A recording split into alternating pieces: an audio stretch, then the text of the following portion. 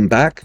As part of our purchasing series, we're heading into a set of videos on purchasing requisition. So as part of this, we're going to talk about quotes and then sending of quotes.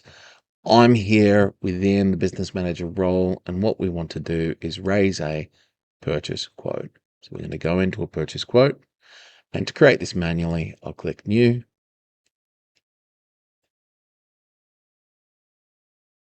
I'm going to select my vendor, which is our demo vendor we've been using for this series. I have here their default details under shipping. It's all loaded in my account terms. It's loaded in the location for delivery, which is set on the vendor card.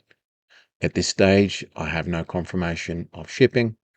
I'm not aware of a receipt date, so I'm going to leave all of these blank. There are more dates. You can watch the video to what the dates mean. In our tutorial series, there's a lot of dates that can be on different documents. But for now, we're going to go and raise a request for purchase quote for 50 of this item. Remembering, I've just seen our purchase is a pallet. I'm going to order 10 pallets. From there, we have ourselves a purchase quote, and we can, you'll notice from our previous tutorial, our vendor's terms have followed through to the purchase quote. These agreements are here.